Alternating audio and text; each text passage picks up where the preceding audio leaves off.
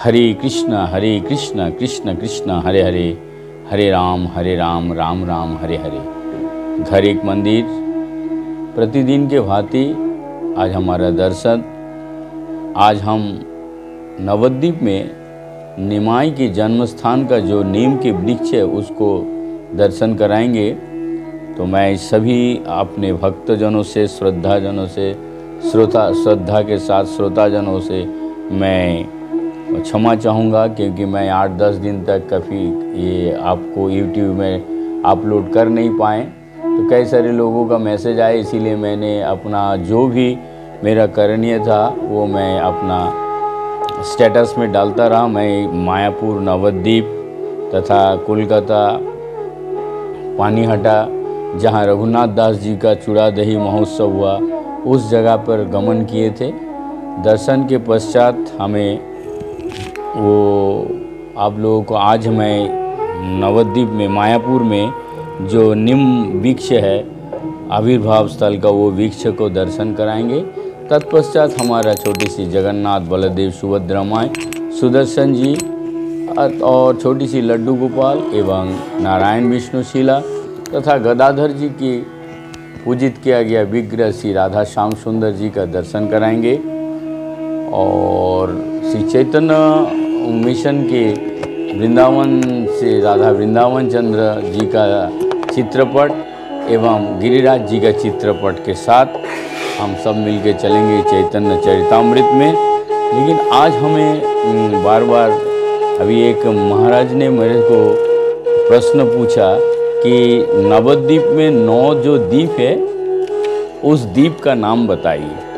तो मैं अपने YouTube के चैनल के माध्यम से 9 द्वीप का नाम बता रहे हैं। आप लोग बहुत ध्यान से सुनिएगा ये, क्योंकि श्री घनश्याम दास स्पष्ट लिखे हैं कि नदिया पृथक ग्राम नय नवद्वीप नवद्वीप बेष्टित जो है, नवद्वीपे ब्राह्मण अवश्य हबे राजा, गंधर्वी लिखो नाचे धनुन बय पूजा।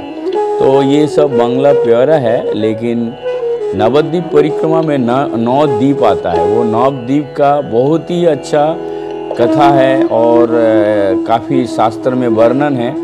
और अधिक विलम्ब ना करते हुए कौन कौन सा द्वीप ध्यान रखिएगा, सुनिएगा ठीक से।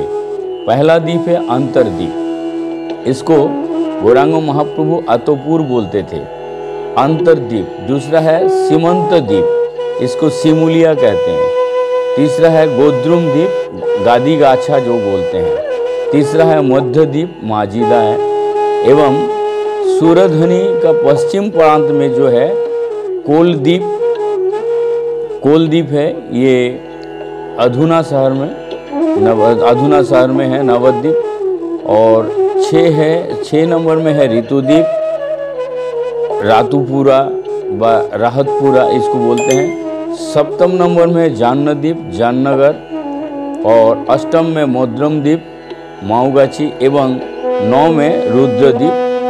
ध्यान से सुनिए, ये है सूर्यधनी का पश्चिम के तरफ, और जो पूर्व तरफ है गंगा के पूर्व धारा में जो है वो है क्या क्या, अंतरद्वीप, सीमंत द्वीप, गोद्रुम द्वीप, मध्य द्वीप।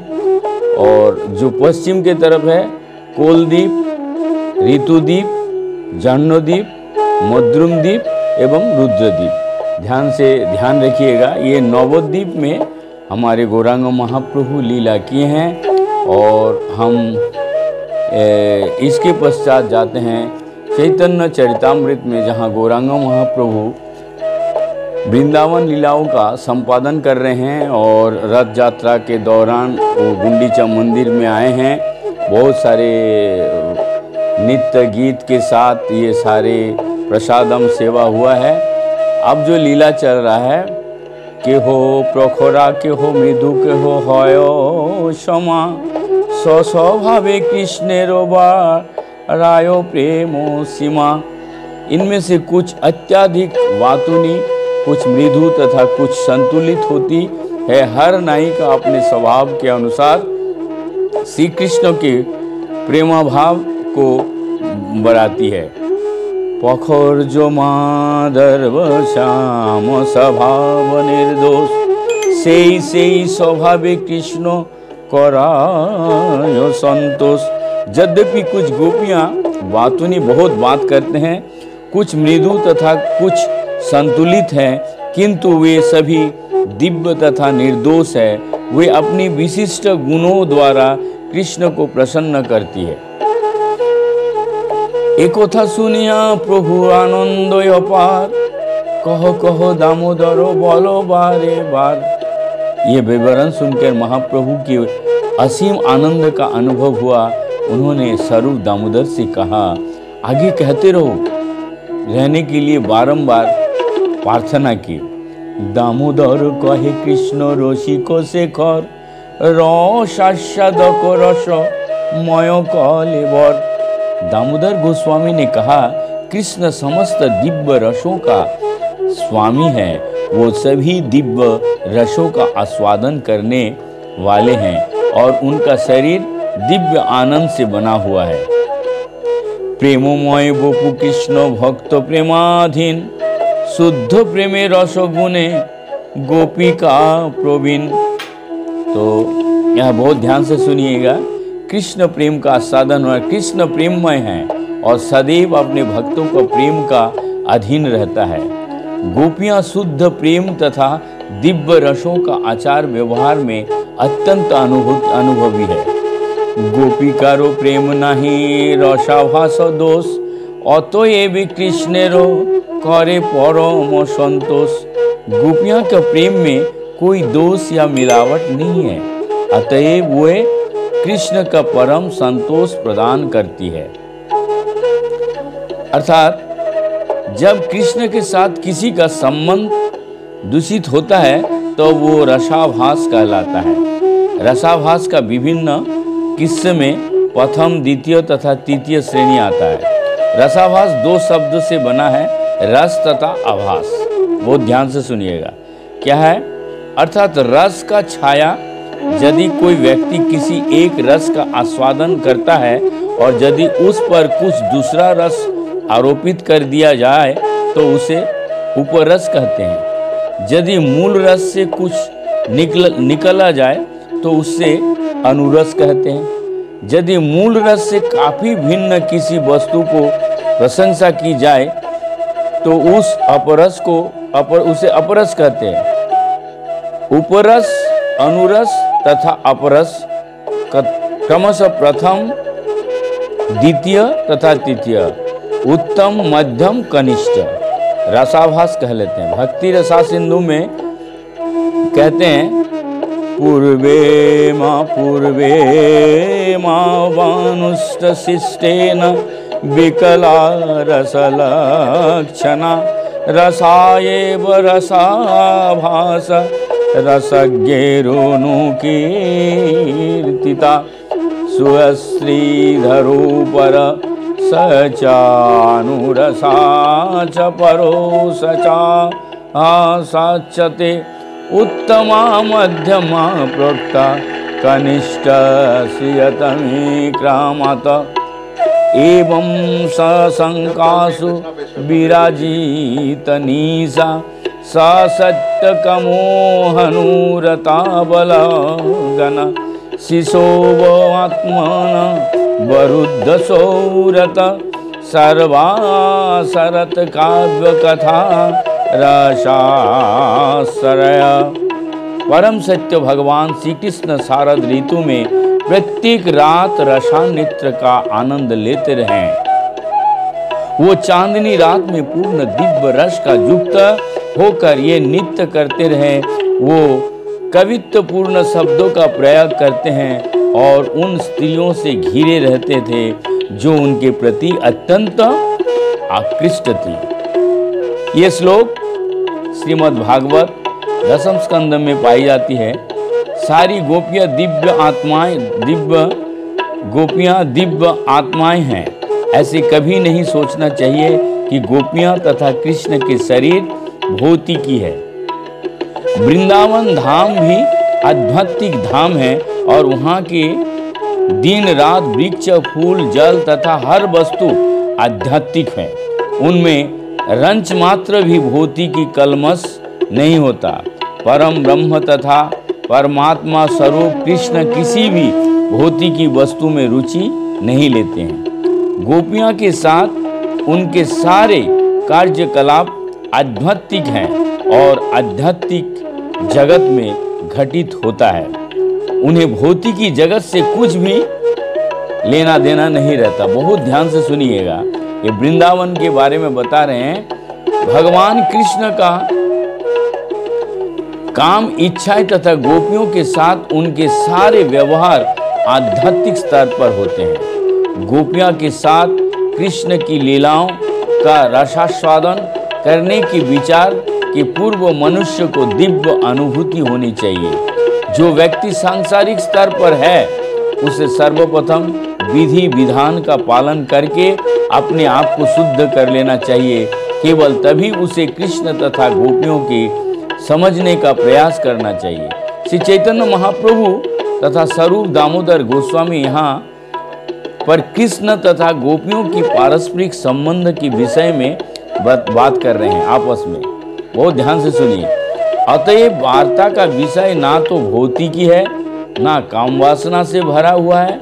सन्यासी होने के कारण श्री चैतन्य महाप्रभु स्त्रियों के साथ अपने आचार व्यवहार में अत्यंत कठोर थे। यदि गोपियां आध्यात्मिक स्तर पर ना होती तो श्री चैतन्य महाप्रभु कभी भी स्वरूप दामोदर गोस्वामी से उनका उल्लेख तक ना करते। अतएव ये विवरण भौतिकी कार्य से लेस मात्र भी संबंधित नहीं है। बामा एक गोपी गण दक्षिण एक गण नाना भावे कराय कृष्णे रसास्वादन। गोपियां दो वर्ग किए जा सकते हैं, वामा वाम पक्ष में तथा दक्षिणा दक्षिण पक्ष में। दोनों ही वर्ग की गोपियां विभिन्न प्रकार के प्रेमाभाव प्रकट करके कृष्ण के दिव्य रसों का आस्वादन करती है।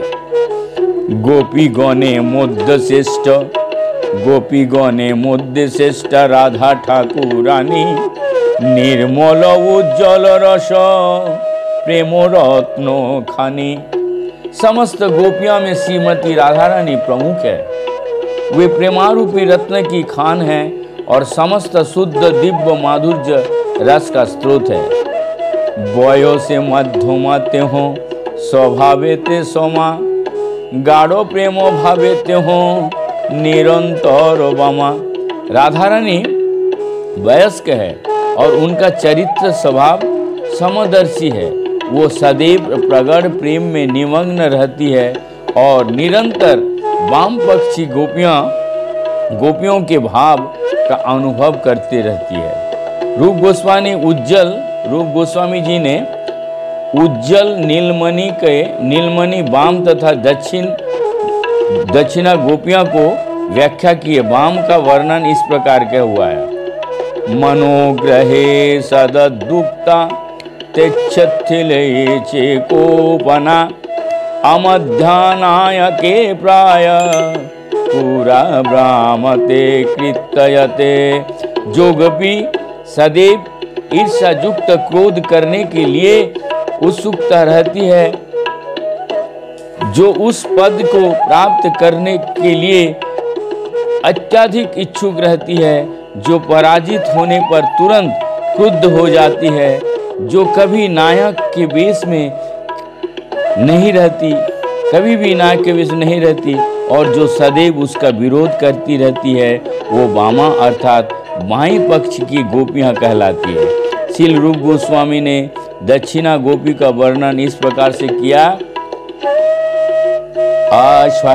असहाय मानो निर्बंधे नायके युक्त वादिनी ससा सामाभिस्तने मध्या च दक्षिणे परिकीर्तिता। जो गोपी स्त्रियोचित्र क्रोध यानी मान सहन नहीं कर सकती, जो नायिका से उपयुक्त वचन कहती है और उसके मीठा वचनों से तुष्ट रहती है, वो दक्षिणा अर्थात दाहिने पक्ष की गोपी कहलाते हैं। ব্রাহ্ম স্বভাবে মানব উঠে নিরন্তর, तार मध्य उठे कृष्ण आनंद सागर। तो यहाँ पर वाम गोपी होने के कारण उनका स्त्रियोचित क्रोध सदैव जागृत होते रहता है, किंतु कृष्ण का उनके कार्यकलापों से दिव्य आनंद मिलता है। बहुत ध्यान से सुनिएगा, दाएं और बाएं का यहाँ पर विश्लेषण किया है। अहेरी भगति प्रेमन स्वभाव कुटिला भवत, अतो हे तरहो तश्च जनुर्मान उदंचति। तरुण तरुणी के बीच प्रेम का प्रगति स्वभाव से सांप की गति का समान कुटिल होती है, इसीलिए उनके बीच दो प्रकार का क्रोध उत्पन्न होता है, स्वाकारण क्रोध तथा आकारण क्रोध। ये उदाहरणशील गुरुशील रूप गोस्वामी कृत उज्जवल नीलमणि श्रृंगार भेद में उल्लेख है।